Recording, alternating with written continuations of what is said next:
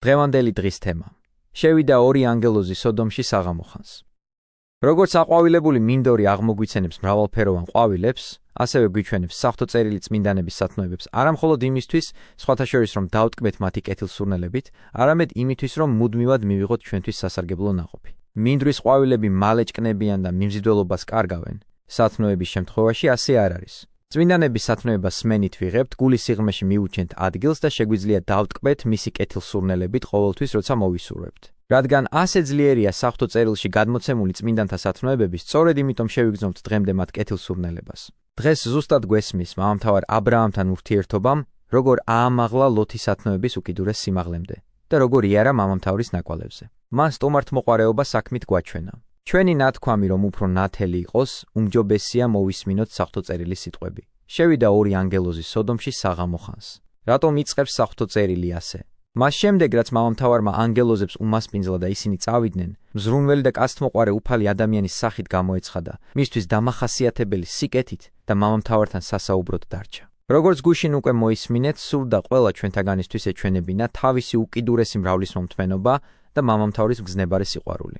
ამ დროს ანგელოზები სოდომისკენ მიემართებოდნენ. ამრიგად, საღვთო წერილი იცავს თხრობის რიგს და ამბობს: შევიდა ორი ანგელოზი სოდომში საღამოხანს, რათა აღასრულონ ნება ღვთისა. ყურადღება მიაქცია, როგორ ზუსტად და ფრთხილად არის აღნიშნული დრო, როდის მივიდნენ ანგელოზები. ნათქვამია, რომ ეს საღამოს იყო. რატომ არის მითითებული დრო? რატომ მივიდნენ სწორედ საღამოს? იმისთვის, რომ ლოთის უდიდესი სტუმართმოყვარეობა გაცხადებულიყო. მამამთავარი შუადღისა სიჯდა კარავის კართან აკვირდებოდა გამლელებს, ეშურებოდა მოგზაურების დახვედრას და უდიდესი სიამოვნებით იღებდა მათ, ასევე მართალი ლოთიც, იცოდა რა სოდომელების უკიდურესი დაცემა, გვიანამდე ელოდებოდა და ღამითაც მასპინძლობდა უცხოებს. ნუ თუ არ უნდა შეხვდეს მას საუნჯე, რომ სტუმართმოყვარეობის ნაყოფი მოიმკას. ჭეშმარიტი აღფრთოვანების ღირსია მართალი ლოთის სათნოებების დიდებულება, რაოდენ უხთოთა შორის ცხოვრობდა. მაგრამ მათ კი არ ემსგავსა, არამედ უფრო მეტი სათნოება გამოიჩინა და მაშინ, როცა ყველა უფსკრულისკენ მიექანებოდა, მათგან მხოლოდ ის, ერთი, მიდიოდა სწორი გზით. ახლა ამბობენ, რომ ქალაქში ცხოვრებით შეუძლებელია სათნოების დაცვა და რომ ამისთვის ამას სოფელს უნდა განერიდო. არის კი შესაძლებელი სათნოება შეინარჩუნა, როცა მართავს სახლს ყავს ცოლი, ზრუნავ შვილებსა და მონებზე? შეხედეთ მართალ ლოტს, როგორ ცხოვრობს ცოლთან, შვილებთან და მონებთან ერთად, ესოდენ გარყვნილ და უხთო ხალხს შორის, მაგრამ მაინც როგორ კაშკაშებს შუქურასავით და კი არ ქრება, არამედ უფრო და უფრო მეტ სინათლეს აფრქვევს. ამას იმისთვის კი არ ვამბობ, რომ ქალაქიდან გასვლა შევაფერხო, ან თებში და უდაბნოში ყოფნა ავკრძალო, არამედ დაგანახოთ, რომ თავშეკავების და სიფხიზლის დაცვის მსურველს ვერაფერი შეაჩერებს. როგორც უდარდელსა და ზარმაც ვერ არგებს უდაბნო, რადგან სათნოების სრულყოფილება დამოკიდებულია არა ადგილზე, არამედ სულის და ზნეობის მდგომარეობაზე, ასევე ფხიზლად და ფრთხილად მყოფს ვერავნებს ქალაქში ყოფნა. ვისურვებდი კიდევაც, რომ სათნო ადამიანები, ნეტარი ლოთის მსგავსნი მრავლად ცხოვრობდნენ ქალაქად. აქ ისინი მაგალითნი გახდებოდნენ სხვებისთვის და ბიძგს მისცემდნენ მათთვის მიებაძათ. ეს საკმაოდ რთულია, ამიტომ დაე განერიდნონ ამას სოფელს ისინი, ვისაც სათნოების შენარჩუნება სურს. წარმავალს არს ხატი ამის სოფლისა და ხანმოკლეა სიცოცხლე. თუ ახლა როცა ჯერ კიდევ ამ ქვეყნად ვიმყოფებით, არ ვიქთ სათნო საქმეებს და არ გავექცევით ბოროტების ხაფანგს, თუნდაც ვაღიაროთ დანაშაული, ამაო იქნება სინანული ვეღარას გვარგებს. ვიდრე ამ სოფლად ვიმყოფებით, ჯერ კიდევ შესაძლებელია მოვინანიოთ და ცოდვებისგან განვიწმინდოთ. გავხდეთ უფლის წყალობის ღირსნი. თუ ამ დროს ხელიდან გაუშვებთ, თუ მის ხიბლში მოვექცევით, მონანიებითაც კი ვეღარ მივიღებთ სარგებელს. ამაში რომ დაგარწმუნო ისმინე რას ამბობს წინასწარმეტყველი. ვინ აღგიარო შენ და კიდევ.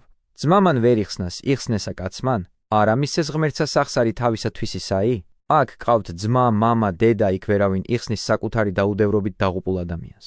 თვით მართალნიც კი, რომლებსაც აქვთ უდიდესი კადნიერება უფლის წინაშე, ვერ შეგვეწევიან თუ ჩვენ თვითონ არ ვიზრუნებთ საკუთარ თავზე.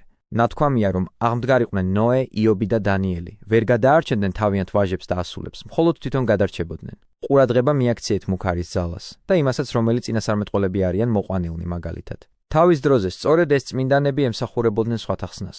ნოემ, როცა საშინელი წარღვნით დაიფარა მთელი სამყარო, იხსნა ცოლი და შვილები. ასევე გახდა იობი სხვათა მხსნელი. დანიელმაც ბევრი იხსნა სიკვდილისგან, როცა მკაცრმა მბრძანებელმა, ნაბუქოდონოსორმა, ზებუნებრივი მოვლენების გავლენის ქვეშ, ქალდეველთა, მოგვთა და მკითხავთა მოკვდინება ბრძანა. ამგვარად, არ უნდა ვიფიქროთ, რომ ამ საუკუნეშიც ასევე მოხდება და რომ სათნო ადამიანები, რომლებსაც აქვთ კადნიერება ღვთის წინაშე, შეძლებენ დაუდევრად მცხოვრები ახლობლები მოსალოდნელი სასჯელისგან იხსნან. ამიტომაც არის წმინდა წერილში მოყვანილი მართალთა ცხოვრება, რომ ჩაგვინერგოს შიში და გვასწავლოს, რომ ხსნის იმედი დავამყაროთ საკუთარი კეთილი საქმეებით მოპოვებულ ღვთიურ მადლზე და არა წინაპართა სათნოებებზე, ან სხვა რამეზე თუ თვითონ ბოროტის თანაზე არ მივართ. თუ სათნო წინაპრები გვყავს, უნდა ვეცადოთ, მივბაძოთ მათ. თუ პირიქით ცოდვილი წინაპრების თავმომავლები ვართ, ნუ შეგეშინდება განსაკუთრებული სასჯელი, სათნოებები გავამრავლოთ და არ ვევნებით. ყოველი ადამიანი ცხონდება ან დაისჯება იმის მიხედვით, როგორნი იყვნენ საქმენი მისნი.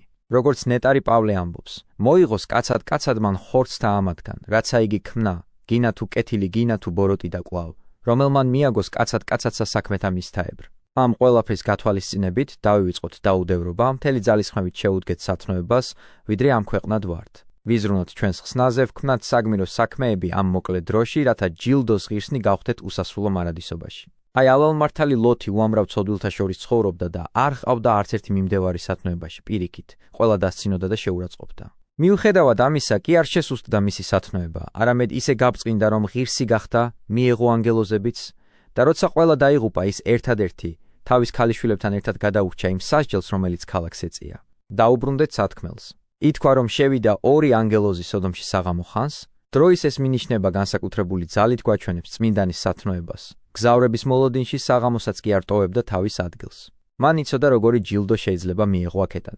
ამიტომ მისი მიღების სურვილით ძალისხმევას არ იშურებდა და ყარიბების მოლოდინში საღამოსაც კი არ მიდიოდა შინ. ასეთია მგზნებარე და ფხიზელი სულის თვისება. არა მარტო დაბრკოლებას არ უშინდება სათნოების გამოჩენისას, არამედ პირიქით, რაც მეტია დაბრკოლება, მით უფრო მეტ გამოწვევას იღებს და მით უფრო მეტად ინთება თავგამოდების ცეცხლით. ნათქვამია, დაინახა ისინი ლოთმა, წამოუდგა მისაგებებლად და მდაბლად თაყვანისცა. ეს ესმით ადამიანებს, რომლებიც შორიდან სათხოვნელად მოსულებს განდევნიან და აშკარა არაადამიანობას ავლენენ. შეხედე მართალს, იმას კი არ ელოდება მასთან მივიდნენ, არამედ მამამთავარ აბრაამის მსგავსად, მიუხედავად იმისა, რომ არ უწყის ვინ არიან გამვლელები. დანახვისთანავე ეპატიჟება მათ, ისეთი გულმხურვალებით თითქოს ნადავლი ეპოვოს. ნათქვამია, დაინახა ისინი ლოთმა, წამოუდგა მისაგებებლად და მდაბლად თაყვანისცა. ღმერთს მადლობა შესწირა ამ გზავრების მიღების ღირსი რომ გახდა. ეს არის მისი სულის სათნოება. ღვთის უდიდეს მადლად მიიღო ამ კაცების შეხვედრა და მათი მასპინძლობით გულისწადილი შეისრულა. ნუ მეტყვი, ისინი ხო ანგელოზები იყვნენო, იმაზე დაფიქრდი, რომ ლოთმა ეს ჯერ არ იცოდა და ისე მიიღო, როგორც გზად მიმავალი უცხო ხალხი.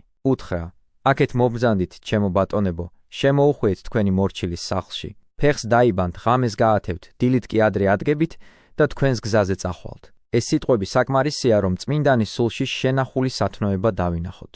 როგორ არ გაგვიკვირდეს მისი უდიდესი თავმდაბლობა და ის მგზნებარე გულმოდგინება, რაც სტუმართმოყვარეობის გამოჩენის დროს გამოავლინა. აქეთ მობრძანდით, ჩემო ბატონებო, შემოუხვიეთ თქვენი მორჩილის სახლში, ამბობს ის, მათ ბატონებს უწოდებს, საკუთარ თავს მორჩილს. ყურადღებით მოვისმინოთ, საყვარელნო, ეს სიტყვები და ჩვენც ვისწავლით ასე მოქცევას. დიდებული, სახელგანთქმული, ასეთ მდიდრულ სახლში მცხოვრები, უცნობ, მოხეტიალე მგზავრებს ბატონებს ეძახის. შემოუხვიეთ თქვენი მორჩილის სახლში, ამბობს ის, ღამეს გაათევთ. დამიჯერეთ და შეიმსუბუქეთ დღის შრომა თქვენი მონის სახლში დასვენებით. ხომ არ ეუბნება, რომ რაიმე განსაკუთრებით მნიშვნელოვანს პირდება. ფეხს დაიბანთ მოგზაურობით დაღლილები, დილით კი ადრე ადგებით და თქვენს გზაზე წახვალთ, მოიღეთ მოწყალება, არ უარყოთ ჩემი თხოვნა. მათ თქვეს, არა, ქუჩაში გავათევთ ღამეს. ლოთმა დაინახა ასეთი ძალისხმევის შემდეგ, უარს ეუბნებოდნენ, არ განელდა, არ მოეშვა თავის ჩანაფიქრს და არ მოიქცა ისე, როგორც ჩვენ მოვიქცეოდით. ჩვენ ჩვეულებრივ, როცა ვინმე სტუმრად მოწვევა გსურს თუ შევამჩნევთ უარს გვეუბნება, მაშინვე თავს ვანებებთ. ასე იმიტომ ხდება, რომ ჩვენ ამას გულითადად და გულწრფელად არ ვაკეთებთ. როგორც წესი მივიჩნევთ, რომ ცამდე მართლები ვართ, თუ შეგვიძლია იმის თქმა, რომ ჩვენი გასაკეთებელი გავაკეთეთ. რას ამბობ? შენი გასაკეთებელი საქმე გააკეთე. დაკარგე ნადავლი, ხელიდან გაუშვი განძი და გონია საქმე გააკეთე. საქმე ის იქნებოდა, განძი ხელიდან არ გაგეშვა, ნადავლისთვის გვერდი არ აგევლო. სტუმართმოყვარეობა მხოლოდ სიტყვებით კი არა, საქმით გამოგეჩინა. ასე არ მოიქცა მართალი ლოთი? ნახა, ყარიბები წინააღმდეგობას უწევდნენ და ქუჩაში დარჩენა სურდათ, ის უკვე აღარ კმაყოფილდება თხოვნით და დასარწმუნებლად ძალასაც კი ატანს. ქრისტემაც ასე თქვა, რომელნი აიძულებდნენ, მათ მიიტაცონ იგი. რა თქმა უნდა, აქ ის იგულისხმება, რომ სადაც სულიერი მონაპოვარია, იქ დაჟინება მისაღებია და ძალდატანება საქები. ნათქვამია, რომ არ მოეშვა ლოთი. წარმომიდგენია, როგორ ძალით მიყავდა. შემდეგ, როცა ყარიბებმა დაინახეს, რომ წმინდანმა გადაწყვიტა, არ მოეშვას, სანამ თავის ჩანაფიქრს არ შეასრულებს, შეუხვიეს მის სახლში. გაუმზადა სასმელი ლოთმა, დაუცხო ხმიადები და ჭამეს. ნახეთ, სტუმართმოყვარეობა აქ ვლინდება არა მდიდრულ გამასპინძლებაში, არამედ სულიერ გულმოდგინებაში. აიძულა თუ არა, შესულიყვნენ მის სახლში სასწრაფოდ შეუდგა სტუმართმოყვარეობის აღსრულებას. თვითონ ემსახურებოდა, საკვებს თავაზობდა, ყოველგვარ პატივისცემას იჩენდა, მიუხედავად იმისა, რომ ჩვეულებრივი მგზავრები ეგონა. ვიდრე დასაძინებლად დაწვებოდნენ, გარს შემოადგენს სახლს ქალაქის მკვიდრნი, სოდომელი კაცები ჭაბუკი თუ მოხუცი, მთელი ხალხი მოადგა ყოველის მხრიდან. დაუძახეს ლოტს და უთხრეს: სად არიან ის კაცები, წუხელ რომ გესტუმრნენ, გამოიყვანეთ ჩვენთან, უნდა შევიცნოთ. ნუ დავტოვებთ საყვარელმო, ამ სიტყვებს უყურადღებოთ. ყურადღება მივაქციოთ არა მარტო იმას, როგორი გაშმაგებულები იყვნენ სოდომელები, რაც არანაირ პატიებას არ იმსახურებს. არამედ გავიაზროთ, რომ ასეთი მხეცების გარემოცვაში ცხოვრების მიუხედავად როგორ გაფწყინდა, როგორი უდიდესი სათნოება გამოავლინა, როგორ შეძლო მათი უღმერთობის გადატანა, როგორ არ გაიქცა ასეთი ქალაქიდან, როგორ ითმენდა მათთან საუბარს, მე აგიხსნით ეს როგორ მოხდა. უფალმა ყველანაირად განჭვრიტა სოდომელების უკიდურესი უწმინდურობა და ისე მოაწყო, რომ მათ შორის ეს ალალმართალი კაცი დასახლებულიყო და კარგი ექიმივით აელაგმა მათი ბოროტი ავადმყოფობა. ლოთი ხედავდა, რომ ისინი უკვე უკურნებელი სენით იყვნენ ავად და არ სურდათ განკურნება, მაგრამ მაინც არ მიატოვა ისინი. ასეთია ექიმის თვისება. ხედავს, ავადმყოფობა არ ემორჩილება, მაგრამ მაინც არ ეშვება მოვალეობის შესრულებას, რომ აჩვენოს თავის ხელოვნების ძალა და თუ შეძლებს, დროთა განმავლობაში განკურნოს ავადმყოფი. თუ არაფერი გამოუვა, საკუთარ თავთან მაინც იქნება მართალი, რომ თავისი მხრიდან ყველაფერი გააკეთა, რისი გაკეთება შეიძლებოდა. ასე იყო აქაც. ლოთი, მიუხედავად იმისა, რომ ასეთი ადამიანების გარემოცვაში ცხოვრობდა, ალალმართლად დარჩა და სათნოების სიყვარული შეინარჩუნა. სოდომელებს კი არ მიეტევათ, რადგან არათუ განეშორდნენ ბოროტებას, არამედ განამრავლეს იგი. როგორც ნათქვამია, გარს შემოადგენს სახლს ქალაქის მკვიდრნი, სოდომელი კაცები ჭაბუკი თუ მოხუცი, მთელი ხალხი მოადგა ყოველის მხრიდან. როგორი უდიდესი შეთანხმებაა ბოროტებაში, როგორი ძლიერი ლტოლვა ცოდვებისკენ, გამოუთქმელი უკიდურესი უღმერთობა, უპატიებელი განზრახვა. ჭაბუკი და მოხუცი, როგორც ნათქვამია, არა მარტო ახალგაზრდები, არამედ ხანში შესულები და მთელი ხალხი ერთად ჩაბმული იყო ამ უკანონობაში. არ ერიდებოდათ ასეთი სამარცხვინო საქმეების ქმნა, არ ფიქრობდნენ უზენაეს თვალზე, არ შერცხვათ მართალი ლოთის, არ დაინდეს ისინიც, ვინც ყარიბებად მიიჩნიეს და ლოთის სტუმართმოყვარეობით სარგებლობდნენ. უსირცხვილოდ თავშიშველები მიადგნენ ლოთის სახლს და დაუძახეს. სად არიან ის კაცები, წუხელ რომ გესტუმრნენ, გამოიყვანეთ ჩვენთან, უნდა შევიცნოთ. ლოთი სოდომელების უკანონობისა და უღირსი განზრახვების ასარიდებლად იჯდა ხოლმე საღამომდე თავისი სახლის კარებთან, მგზავრებთან, რომ არავინ დაეშვა. სტუმართმოყვარეობასთან ერთად ლოთი უაღრესად კეთილგონიერი იყო. იგი ზრუნავდა იმაზე, რომ ყველა გამლელი მიეღო თავისთან, სურდა არავინ გამორჩენოდა. ასე მიიღო მან ყარიბები, არა როგორც ანგელოზები, არამედ როგორც ჩვეულებრივი ადამიანები. უღმერთოები თავისი მხრიდან, მხოლოდ ისეთ საქმეებს განიზრახავდნენ, რომლებიც ყოველგვარ ბოროტებას აღემატებოდა. ანგელოზებს ქუჩაში დარჩენა, იმიტომ სურდათ, რომ ლოთისთვის შესაძლებლობა მიეცათ, თავისი სტუმართმოყვარეობა ეჩვენებინა და რომ სოდომელების მოქმედების შემდეგ ლოთისთვის აშკარა გამხდარიყო, რამდენად იმსახურებდა ესოდენ უხთობაში და უკანონობაში ჩავარდნილი ეს ხალხი მოსალოდნენ სასჯელს. ყურადღება მიაქციეთ მართალი ლოთის დიდებულ სათნოებას. გამოვიდა მათთან ლოთი კარის ზღურბლზე და გამოიხურა კარი. ნახე, როგორ ეშინია ლოთს და როგორ ზრუნავს მგზავრების უსაფრთხოებაზე. უმიზეზოდ არ ჩაუკეტავს კარი, იცოდა სოდომელების უტიფრობა და გაშმაგება. ეჭვი ჰქონდა, რომ ბოროტი განიზრახეს. მოუწოდა მათ: ნუ იზამთ ბოროტებას, ძმებო. ჰოი, რა მრავლის მომთმენია ლოთი. ჰოი, მორჩილების რა სიღრმეს იჩენს. ასეთ ადამიანებს მშვიდად მიმართო. აი ჭეშმარიტი სათნოება. ეჭვგარეშეა, როცა ავადმყოფის განკურნება ან შეშლილის გონს მოყვანა სურს, არავინ აკეთებს ამას სიბრაზითა და სიმკაცრით. ნახეთ, როგორ მიმართავს ძმებს ესოდენი დანაშაულის ჩადენის მსურველებს, სურვილით, შეარცხვინოს ისინი, გაუღვიძოს სინდისი და დაიცვას საზიზღარი ჩანაფიქრის შესრულებისგან. ძმებო, ამბობს ის, ნუ იზამთ ბოროტებას. ნუ განიზრახავთ და ნუ ჩაიდენთ ასეთ სამარცხვინო საქმეს, ნუ გაირყვნებით, ნუ მოიგონებთ ბუნების საწინააღმდეგო აღრევას. და თუ მაინც თქვენი გახელებული ჟინის დაკმაყოფილება გინდათ, მოგცემთ ისეთ საშუალებას, რომ თქვენი დანაშაული რამდენადმე შემსუბუქდეს. აჰა, ორი ქალიშვილი მყავს, რომელთაც მამაკაცი არ იციან. მათ ჯერ არ გამოუცდიათ ცოლქმრული თანაცხოვრება, ხელშეუხებლები არიან გაფურჩქნის ასაკში, ბწყინავენ სილამაზით.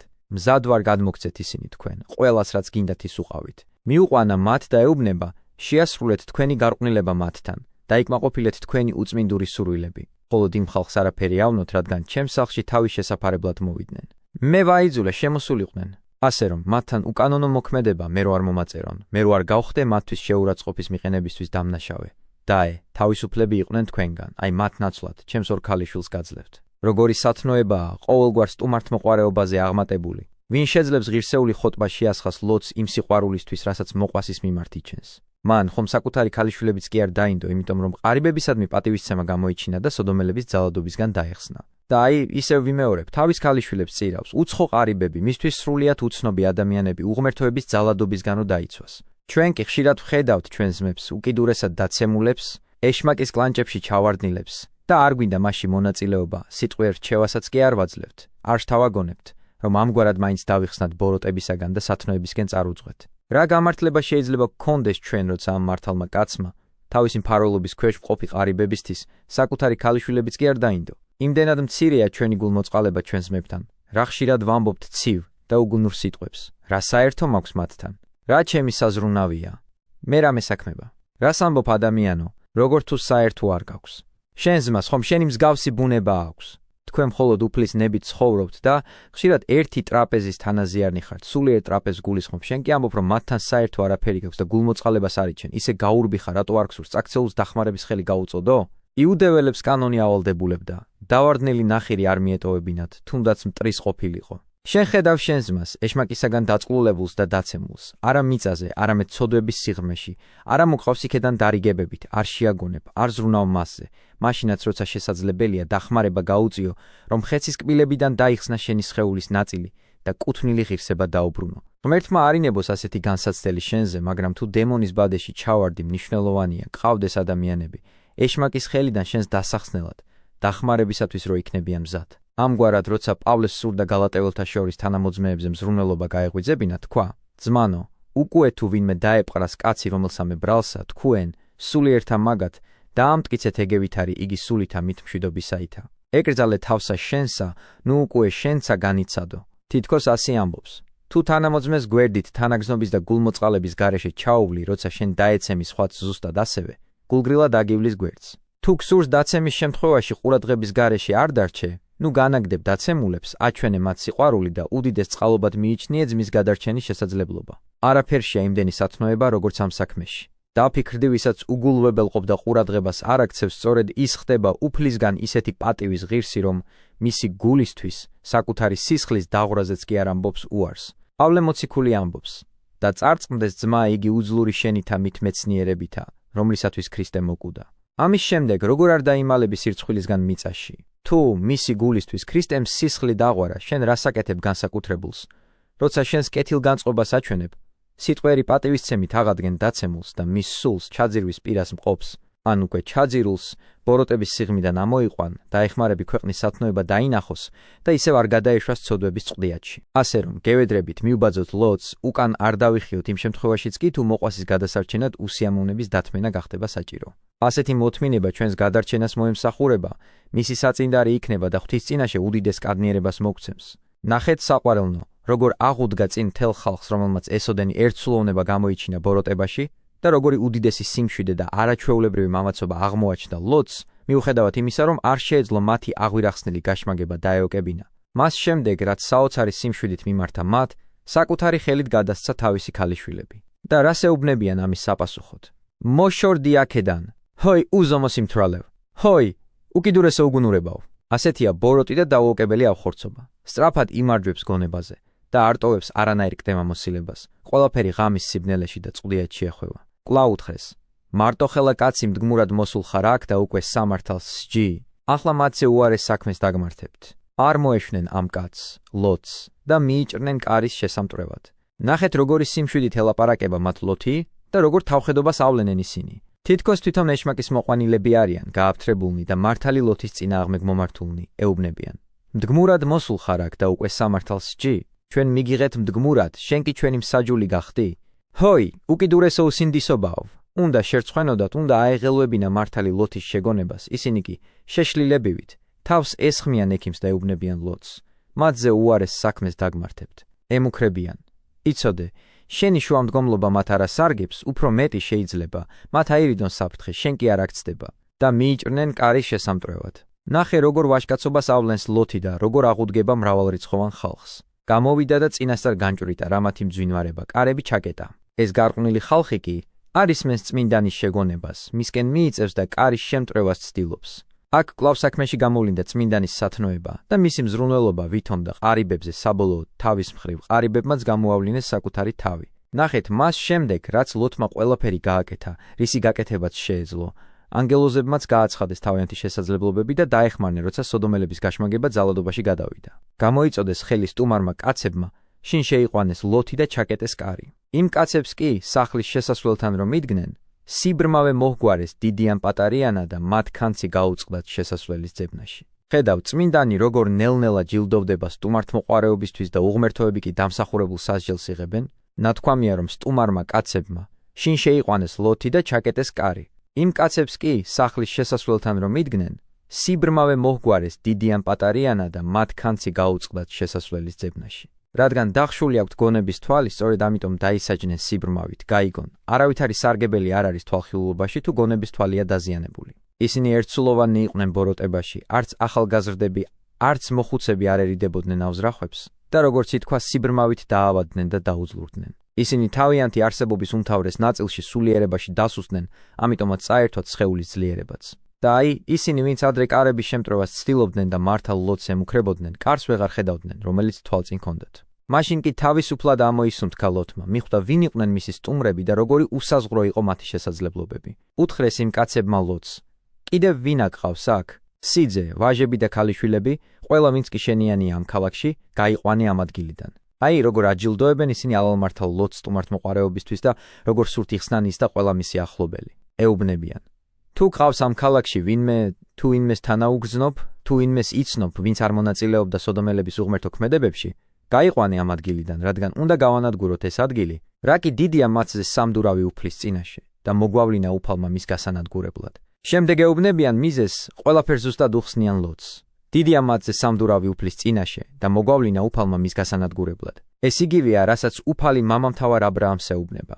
გახშირდა სამდურავი სოდომსა და გომორზე, მეტისმეტად დაუმძიმდათ ცოდვები. აქ კი ითქვა: დიდია მათზე სამდურავი უფლის წინაშე. ძალიან დიდია მათი უღმერთობა. ავადმყოფობა უკურნებელია და ჭრილობა არ ხორცდება, ამიტომაც მოგვავლინა უფალმა მის გასანადგურებლად. სწორედ ეს გამოხატა ნეტარმა დავითმა სიტყვებით: რომელმან დაჰრთნა წყლითა ზესკნელნი მისნი, რომელმან დასხნა ღრუბელნი აღსავალად თვისა, რომელი იქცევის ფრთეთა ზედა ქართასა. ისინი ამბობენ: მოვედით რომ ეს ქვეყანა პირისაგან მიწისა აღგავოთ. ლოთმა ეს რომ მოისმინდა და მათი მოსვლის მიზეზი გაიგო, რომლებიც ერთი შეხედვით ჩვეულებრივ ადამიანებს გავდნენ, სინამდვილეში კი ანგელოზები იყვნენ და ღმერთს ემსახურებოდნენ. გავიდა ლოთი და ელაპარაკა თავის სიძეებს, რომელთაც მისი ქალიშვილები უნდა ეთხოვათ და უთხრა: ადექით და გადით ამ ადგილიდან, რადგან ქალაქის განადგურებას აპირებს უფალი. მანამდე იმ უღმერთოებს ეუბნებოდა: აჰა, ორი ქალიშვილი მყავს, რომელთაც მამაკაცი არ იციან, როგორც აქ არის ნათქვამი. თავის სიძეებს, რომელთაც მისი ქალიშვილები უნდა ეთხოვათ. არ იფიქრო, რომ ეს სიტყვები ეწინააღმდეგება იმას, რაც ადრე ითქვა. ძველად ჩვეულება ჰქონდათ ქორწინებამდე, ცოტახნით ადრე მოაწყობდნენ ნიშნობას და დანიშნულები ხშირად ერთად ცხოვრობდნენ მშობლების სახლში, რაც ახლაც ხდება მრავალ ადგილას. ასე რომ, აქ უკვე განხორციელებული იყო ნიშნობა, ამიტომ წერილი დანიშნულს სასიძოს უწოდებს. რომელთაც მისი ქალიშვილები უნდა ეთხოვათ, იმიტომ რომ ურთიერთშეთანხმებით მათ უკვე ითხოვეს მისი ქალიშვილები. ადექით და გადით ამ ადგილიდან, რადგან ქალაქის განადგურებას აპირებს უფალი. სასიძოებს ეგონათ, ხუმრობსო ლოთი. ნახე, ისინიც როგორ იყვნენ ჩაფლულები იმავე ცოდვებში, ამიტომ ღმერთს სურდა, სასწრაფოდ გაეთავისუფლებინა წმინდანი მათი ნათესაობისაგან და არ დაეშვა ქალიშვილების მათთან ქორწინება. მეტიც, უწმინდურებთან ერთად მათი დაღუპვაც განიზრახა, ლოთი კი ქალიშვილებთან ერთად ქალაქს განარიდა. ლოთისგან ეს საშინელი მუქარა რომ მოისმინეს, დასცინეს, იფიქრეს, რომ ეს ხუმრობა იყო. წმინდანმა შეასრულა, რაც ებრძანა, მაგრამ რადგან დანიშნულები იყვნენ მის ქალიშვილებზე, მათი სასჯელისგან ხსნაც განიზრახა. ისინი გონს არ მოეგნენ, დარჩნენ თავიანთ აზრზე, შედეგად დარწმუნდნენ, როგორი საზიანო იყო მათთვის წმინდანის რჩევის უგულველყოფა. განთიადისას ანგელოზებმა დააჩქარეს ლოთი და უთხრეს: ადექი, მოჰკიდე ხელი შენს ცოლს და ორ ასულს, აქ რომ არიან, რათა შენც არ დაიღუპო ამ ქალაქის უკეთურობის გამო. ფეხს ითრევდა ლოთი და იმ კაცებმაც, რადგან უფალმა დაინდო ლოთი, ხელი ჩასჭიდეს მის ცოლს, მის ორ ასულს, გაიყვანეს და ქალაქის გარეთ დააყენეს. ნუ აყოვნებ, ამბობენ, უკვე დგება მათი დაღუპვის დრო. გადაარჩინე საკუთარი თავი, შენი ცოლი და შენი ორი ქალიშვილი. ისინი კი, ვინც არ მოისურვა შენი რჩევის მოსმენა, ცოტა ხნის შემდეგ დაიღუპებიან სხვებთან ერთად. უთხრეს: ნუ აყოვნებ, რომ შენც არ დაიღუპო უღმერთოებთან ერთად. შეძმუნდნენ ამის გაგონებაზე ლოთი, მისი ცოლი და ქალიშვილები. შეცმუნდნენ, ანუ შეშინდნენ, შეშფოთდნენ ასეთი მუქარის გაგონებაზე. მაშინ ანგელოზებმა, რომლებიც ზრუნავდნენ ლოთზე, ხელი ჩასჭიდეს. წმინდა წერილი მათზე როგორც ჩვეულებრივ ადამიანებზე საუბრობს, მაგრამ რადგანაც ქალაქის დასჯა ჰქონდათ განზრახული, უკვე პირდაპირ იხსენიებს მათ ანგელოზებად და ამბობს: უფალმა დაინდო ლოთი, ხელი ჩასჭიდეს მის ცოლს, მის ორ ასულს, გაიყვანეს და ქალაქის გარეთ დააყენეს. ხელის შეხებით სულიერად ამხნევებდნენ, შიშს რომ არ დაესუსტებინა ისინი. ამიტომ განმარტავს წმინდა წერილი. უფალმა დაინდო ლოთი. ნათქვამია, რომ ღმერთმა ლოთი ხსნის ღირსად მიიჩნია და ამიტომ ანგელოზებსაც სურდათ მათი სულიერად გამხნევება. სწორედ, ამიტომ ჰკიდებენ ხელს და გაჰყავთ ქალაქიდან. როცა ყველანი გარეთ გაიყვანეს, უთხრა ერთმა: თუ გინდა ცოცხალი გადარჩე, უკან არ მოიხედო, არც სადმე გაჩერდი ამ მხარეში, მთა შეეფარე, თორემ დაიღუპები. ისინი ამბობენ: იმდენად რამდენადაც გაგათავისუფლეთ ამ უღმერთოებისგან, ნუღა მიიხედა უკან და ნუ ისურვებ იმის ნახვას რა შეემთხვევათ, არამედ იჩქარე, წადი შორს, რომ მათზე მიყენებულ სასჯელს გაექცე. მართალი ლოთი შიშობდა, რომ ვერ შეძლებდა ანგელოზების მითითებულ ადგილამდე მიღწევას და მთებში ასვლას. უთხრა ლოთმა: არა უფალო, აჰა, მადლი მიპოვნია შენს მორჩილს შენს თვალში. დიდია შენი წყალობა ჩემდამი, რომ მოიღე და გადამარჩინე, მაგრამ მთას ვერ შევეფარები. ვაი თუ უბედურებას გადავაწყდე და დავიღუპო. აგერ ეს ქალაქი უფრო ახლოსაა გასაქცევად პატარაც არის, იქ შევაფარებ თავში. პატარა ქალაქია, გადავრჩები. თქვენ გადაწყვიტეთ მიხსნათ, ამბობს ის, მაგრამ მე ძალა არ მეყოფა მთების სიმაღლეზე ასასვლელად. ამიტომ გამოიჩინეთ კიდევ უფრო დიდი გულმოწყალება და შემიმსუბუქეთ შრომა, რომ ამ ქალაქზე განსაზღვრულის სასჯელი არ მეწიოს მე და ერთი ბედი არ გავიზიაროთ, დამიტოვეთ ეს მეზობელი ქალაქი. მიუხედავად იმისა, რომ ეს ქალაქი ღარიბია და პატარა, მისი გადარჩენის შედეგად შევძლებ იქ უსაფრთხო ცხოვრებას. უთხრა: კეთილი, შეგისრულებ ამ სათხოვარსაც, არ დავამხობ ამ ქალაქს, შენ რომ ახსენე. მივიღე შენი თხოვნა, ამბობს ანგელოზი და შევასრულებ, მხოლოდ შენს გამო დავინდობ ამ ქალაქს. აბა, იჩქარე, შეაფარე იქ თავი, რადგან შენს იქ მისვლამდე ამ საქმეს ვერ აღვასრულებ. ამიტომ ეწოდა ამ ქალაქს სახელად სეგორი. ამბობს, მე ვზრუნავ შენს გადარჩენაზე და დაველოდები შენს იქ ჩასვლას, მხოლოდ ამის შემდეგ მოუვლენ სოდომელებს სასჯელს. მზე ამოვიდა ქვეყანაზე და ლოთიც მივიდა სეგორს. მზის ამოსვლამდე შეასწრო ქალაქში. როგორც კი შევიდა, სოდომელებს სასჯელი ეწიათ. აწვიმა უფალმა ციდან სოდომს და გომორს გოგირდი და ცეცხლი უფლისაგან. დაამხო ეს ქალაქები და მთელი მხარე, ამ ქალაქების მთელი მოსახლეობა და დედამიწის აღმონაცენი. ნუ მოგეჩვენება საყვარელო უცნაურად, ასეთი სიტყვა წყობა, ასე ახასიათებს წმინდა წერილს, ხშირად ის ასე განურჩევლად იყენებს სიტყვებს, რასაც მოცემულ შემთხვევაშიც ვხედავთ. ნათქვამია: აწვიმა უფალმა ციდან სოდომს და გომორს გოგირდი და ცეცხლი უფლისაგან, რათა აჩვენოს, რომ თავად ღმერთმა მოუვლინა ეს სასჯელი და რომ არა მხოლოდ დაამხო ეს ქალაქები და მთელი მხარე, ამ ქალაქების მთელი მოსახლეობა, არამედ სრულიად აღგავა პირისაგან მიწისა, რადგან ამ მიწაზე მცხოვრებმა ადამიანებმა მრავალი უკანონობა ჩაიდინეს. უფალი ამბობს: მე მიწის ნაყოფსაც გამოუსადეგარს გავხდი, რომ ნაყოფის განადგურება მარადიული სამახსოვრო გახდეს მომავალი თაობებისთვის, რომ ამ მიწის უნაყოფობა ყველას მოაგონებდეს აქ მცხოვრებთა უღმერთობას. ხედავ, რას ნიშნავს სათნოება და რას ნიშნავს ბიწიერება, როგორ გადარჩა ალალმართალი და როგორ მიიღეს ცოდვით დაცემულებმა დამსახურებული სასჯელი. ალალმართალმა თავისი სათნოებით ქალიშვილებიც გადაარჩინა და არ დაუშვა დანგრევა, რომელიც ლოთმა თავშესაფრად აირჩია. ცოდვით დაცემულებმა კი პირიქით თავიანთი უკიდურესი უღმერთობის გამო არა მხოლოდ თავი დაიღუპეს და განადგურდნენ, არამედ თავიანთი მიწაც უნაყოფო გახადეს. ნათქვამია: უკან მოიხედა ლოთის ცოლმა და იქცა იგი მარილის სვეტად. მან იცოდა, რომ ანგელოზებმა უბრძანეს ალალმართალს უკან არ მიეხედა და აჩქარებულიყო, მაგრამ ის არ დაემორჩილა, არ დაიცვა მცნება, ამიტომაც დაისაჯა დაუდევრობისთვის. ჩვენ კი ამ მონათხრობის მოსმენით საკუთარ ხსნაზე ვიზრუნებთ. არ მივბაძავთ უღმერთო სოდომელებს, პირიქით მართალი ლოთისგან ავიღებთ სტუმართმოყვარეობის და სხვა სათნოებების მაგალითს, რომ ზემოდან მომავალი მრისხანება ავირიდოთ. რა თქმა უნდა, შეუძლებელია გულისხმიერებით, ერთგულებით, სათნოებით უდიდესი განძი არ მოიპოვო. სწორედ ასე გახდნენ ღირსნი მამამთავარი აბრაამი და ლოთი უზენაესისგან მადლი მიეღოთ, იმის ღირსნიც კი გახდნენ ანგელოზები და თანაც უფლის ანგელოზები მიეღოთ სტუმრად. თუ ვისურვებთ, ამას ჩვენ შევძლებთ, მან თავად თქვა: რომელმან შეგიწყნარნეს თქვენ, მე შემიწყნარა და რომელმან მე შემიწყნაროს, შეიწყნაროს მომავლინებელი ჩემი. ამგვარად მივიღოთ ყარიბები მიუხედავად იმისა, როგორ გამოიყურებიან ისინი. თუ ასეთი სულიერი განწყობით გაუწევთ მასპინძლობას, მაშინ შესაძლებელია ოდესმე ისეთი ყარიბების მასპინძლობის ღირსნი გავხდეთ, ვინც ანგელოზის ღირსებას ატარებენ. მაგრამ განძი რომ არ დავკარგოთ, ცნობის მოყვარეობა არ უნდა დავიწყოთ. აი, ნეტარი პავლეც ამბობს: სტუმრის მოყვარებას ანუ დაივიწყებთ, რამე თუ ამისგან ვიეთ მერეცა არა უწყოდეს და ანგელოზნი ისტუმრნეს. განსაკუთრებით დიადი და საოცარია, რომ ყარიბებს დაეხმარნენ, მიუხედავად იმისა, რომ არა უწყოდეს ვინ იწვიეს.